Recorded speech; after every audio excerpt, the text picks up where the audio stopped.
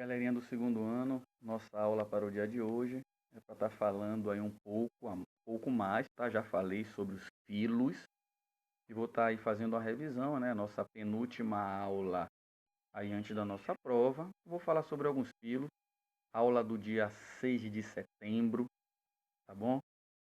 E aí vocês continuem mandando atividade para poder eu computar no processo de vocês. Então, né, o filo do reino Animalia é o poríferos,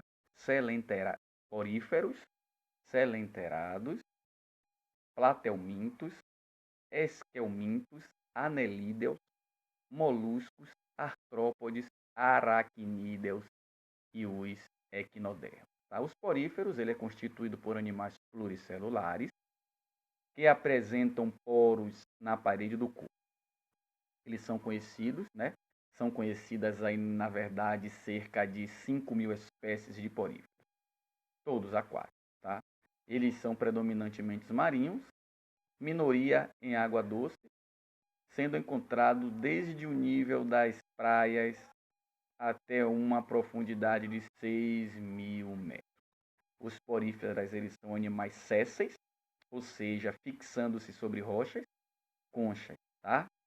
etc. Apresentam formas variadas, sendo assimétricos ou de simetria radial. Tá? As maiores esponjas medem 2 metros, mas há espécies minúsculas de 1 milímetro. Nós temos também aí o filo, os selenterados, tá? Que é outro filo, que são animais com a hidra, né? As águas vivas e os corais, né? Pertencem a esses filos selenterata. São animais de estrutura bastante simples. Sua organização é de nível tecidual, ou seja, suas células elas agrupam-se em tecidos especializados para realizar as diferentes funções, tá? Sem, contudo, haverem órgãos complexos. Apesar de sua simplicidade, os selenterados eles são um grupo bem sucedido. Existem em grandes números em ambientes marinhos, tá? Como eu falei, preferencialmente em águas tropicais de pouca profundidade. Poucas espécies aí já são de águas doces e não há entre os selenterados representantes terrestres. Eles são animais diblásticos, tá? A parede de seu corpo é formada por 2 camadas celulares, a epiderme externa e a gastroderme interna. Epiderme externa e gastroderme interna, tá? Entre as 2 camadas celulares há uma massa gelatinosa denominada mesogleia, tá? Esses selenterados eles possuem simetria, vocês já sabem. As partes do corpo distribuem-se em rados ao redor de um eixo simples.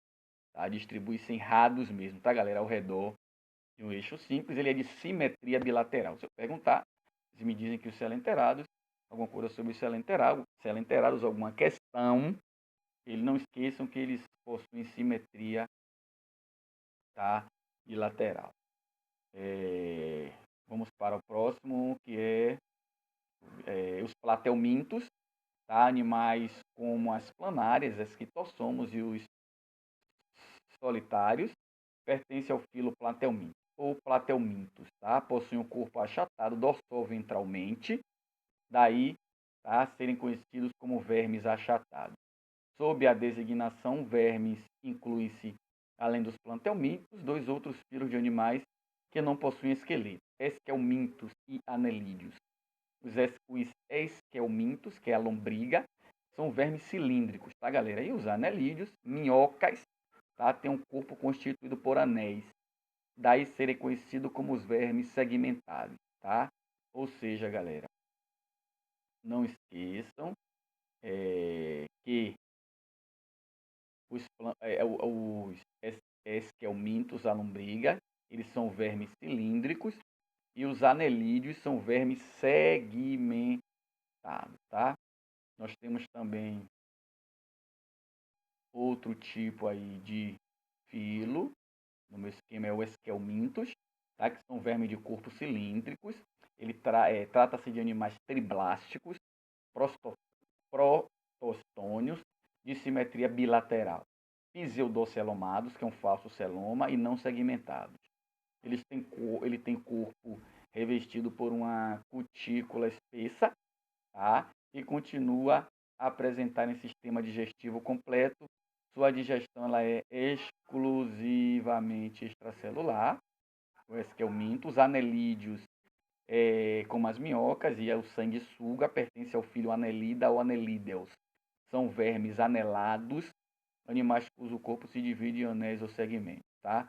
Os anelídeos são animais triblásticos, celomados e de simetria bilateral.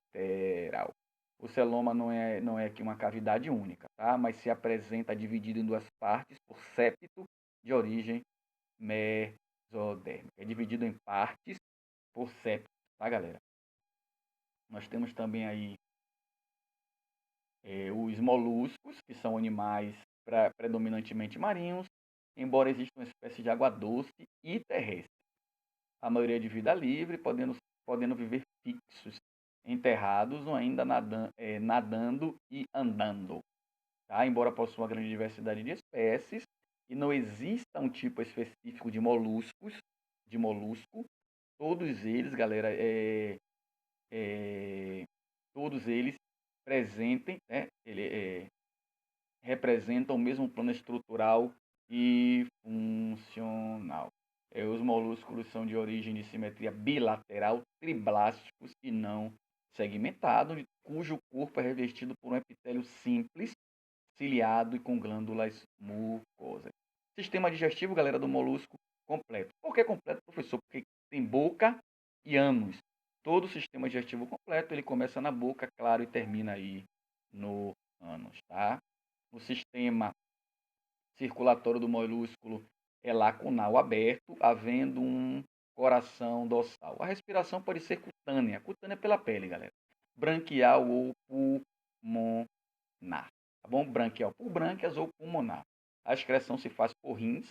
O sistema nervoso é muito centralizado, de tipo ganglionar. A reprodução é exclusivamente sexuada, viu, galera?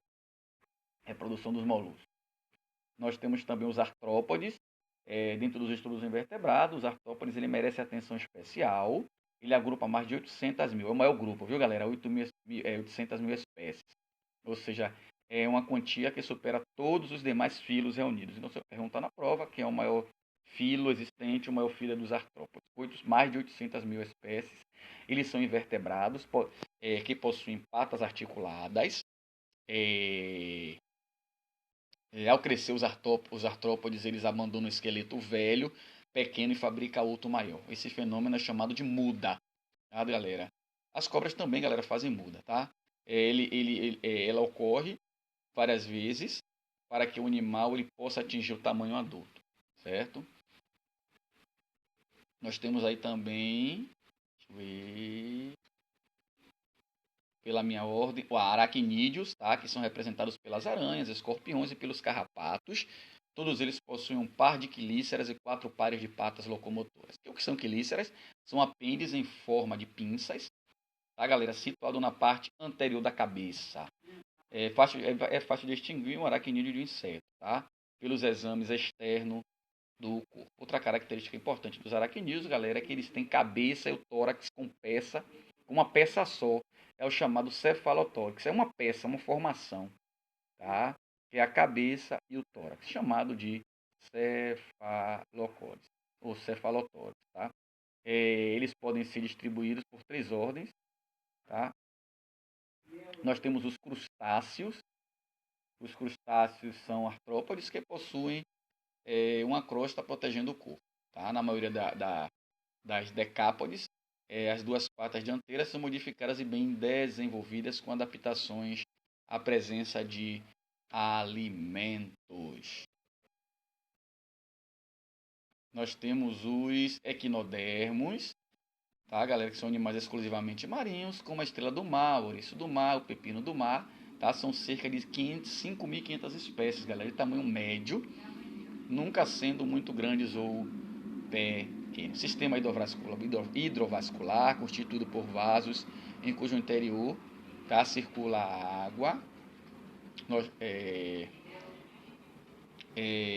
Os equinodermos o ofiroides, eles assemelham-se à estrela do mar, tá? Mas seus braços são muito finos.